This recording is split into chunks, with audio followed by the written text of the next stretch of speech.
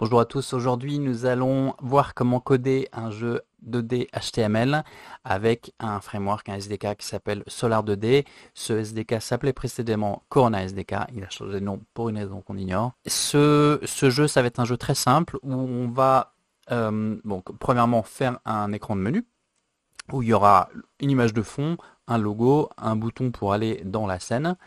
Et dans ce jeu, on va avoir une série de 5 images qu'on va positionner pour remettre dans l'ordre.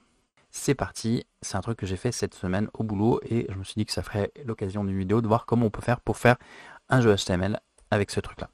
Alors, pour commencer, le plus simple, enfin le plus logique pour commencer, c'est d'installer Solar 2D. C'est pas le plus logique, c'est le nécessaire. On va sur le site solar2d.com, on a différents téléchargements disponibles.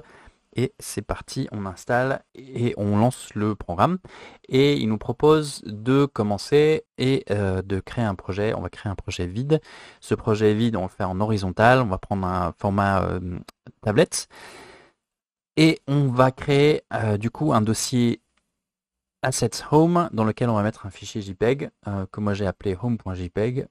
Vous pouvez utiliser un autre nom de fichier si ça vous chante, mais juste comme ça vous pouvez suivre, ça vous donne le nom du fichier qu'on veut, que j'utilise par la suite dans le code forcément. Et on va créer un dossier scène dans lequel on va mettre nos scènes. Dans nos scènes, il va y avoir l'écran principal, le menu, et il va y avoir la scène de jeu. Voilà. Alors, juste avant qu'on commence, donc je m'appelle David et pour moi, coder c'est un jeu. J'adore partager cette joie de coder et voilà, c'est pour ça que je fais ces vidéos. Donc, n'hésitez pas, c'est parti. Ah, tout ça, voilà quoi, je vais y arriver.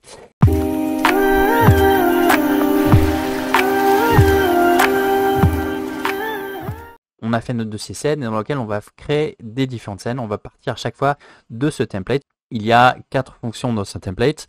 Une fonction pour créer, une fonction pour quand on va montrer la vidéo, une fonction quand on va cacher la scène et une fonction quand on va détruire la scène. Et du coup, ces 4 fonctions, on va les appeler, on les déclenche avec un event listener. À noter que sur les show et les hide, il y a un event qui a 2 phases, une phase will et une phase did. Est-ce qu'on va cacher ou est-ce qu'on va montrer la scène? Est-ce qu'on a caché? Est-ce qu'on a montré la scène? On a ces 4 fonctions sur la scène qu'on déclenche avec le listener. La scène, on initialise avec le composer et c'est parti. Donc on va commencer par faire un de ces templates et on va faire la scène de menu. Cette scène de menu, donc on va mettre dans scène, on va l'appeler menu.lua. On va du coup dans la fonction create, on va charger l'image qu'on a été chercher. Cette image donc est dans assets home.jpg. Et on va simplement centrer l'image en mettant le centre de l'image au centre du display. Maintenant, on voudrait que cette image remplisse l'écran à la fois en largeur et en hauteur. Donc la question qu'il faut se poser, c'est quelle est l'échelle, le scale qu'on veut appliquer à l'image pour que sa largeur multipliée par l'échelle donne la largeur totale et la même chose en vertical.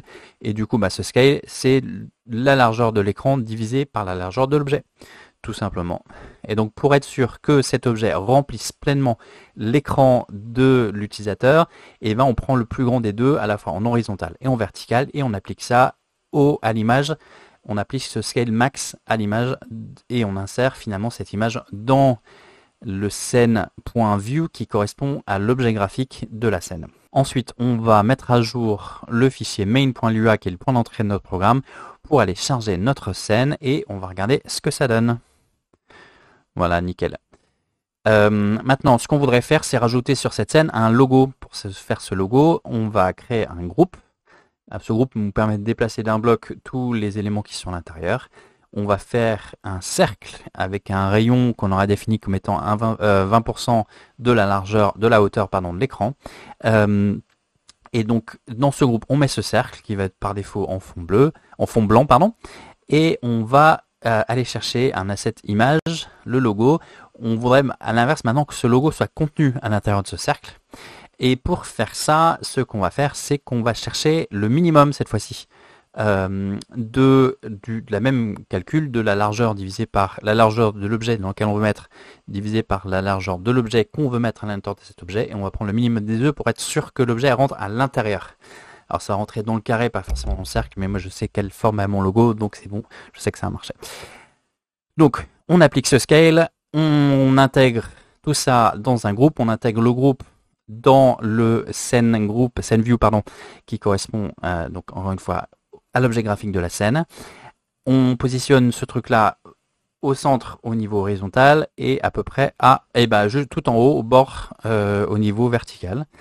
Et on passe à la suite et on note par contre une référence à cet objet. Dans notre scène, on fait une variable qui s'appelle logo group et qui va référencer le logo. Maintenant, on va rajouter un bouton. Donc c'est lui encore un groupe dans lequel alors on va mettre un texte. On commence par créer le texte, on mesure la largeur, la hauteur de ce texte, on fait un fond qui est plus grand que cette largeur, plus grand que cette hauteur pour que ça soit que le fond contienne le texte.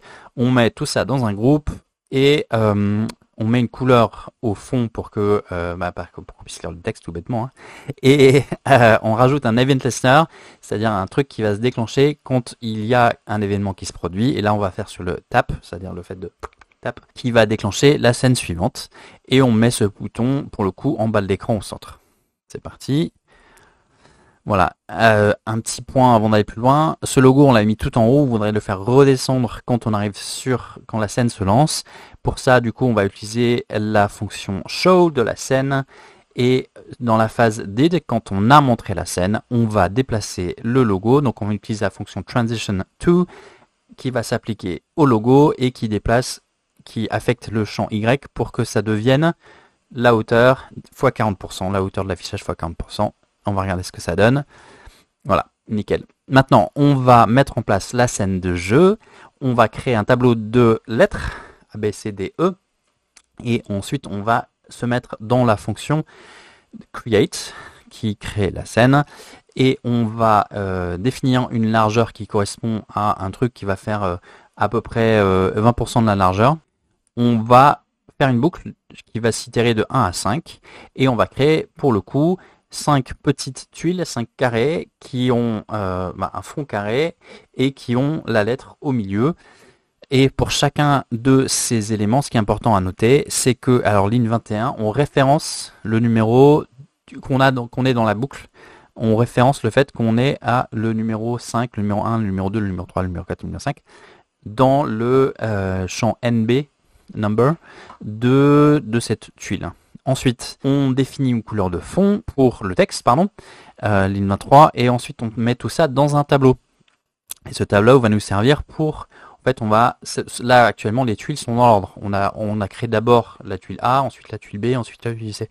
Et là, on veut remélanger ces tuiles. Donc, on va dans la scène, la phase où on affiche la scène, on va commencer par réinitialiser l'ordre de ces tuiles. On va faire ça en prenant au hasard un élément dans le tableau initial et le mettant dans un deuxième tableau. Donc on enlève au fur et à mesure un élément aléatoire et on le met dans le tableau qu'on a initialisé juste avant. Et du coup, ça nous permet d'avoir un tableau dont l'ordre est aléatoire, tout simplement. On va afficher ces éléments du tableau sur une ligne. On va faire une petite animation, encore le transition to, et on va déplacer pour que ça soit à une hauteur d'à peu près 30%, et on va les positionner en largeur les uns à côté des autres avec une petite animation qui va permettre de déplacer et de les mettre en ligne. On va voir ce que ça donne. Voilà, tout simplement. Maintenant, on va ajouter un listener de touch sur chacun de ces carrés, chacun de ces événements, pour pouvoir déplacer. Donc, on crée la fonction touch et on l'affecte à la fonction, on l'affecte à l'objet et on ajoute un event listener touch sur chacun des objets. Donc, on est toujours dans une boucle qui crée les éléments et qui crée qui déplace parce qu'on est dans la phase show et c'est là qu'on va commencer à initialiser les listeners. Ensuite, on rajoute la logique du touch. Donc, dans le touch, on va créer un objet, une variable dans la ligne 2, ici dans notre liste, qui s'appelle focus, qui est initialement vide. Et ce focus, s'il est vide ou si il est déjà affecté à quelque chose d'autre, s'il n'est pas vide et qu'il est affecté à quelque chose d'autre que soi-même, que l'objet dans lequel on est, on passe la main. Ensuite, ligne 10, si on est en début de phase, parce qu'en fait on a 4 phases sur le touch, on a le début, le en train de déplacer et le c'est fini ou c'est annulé. Donc began, moved, ended or cancelled.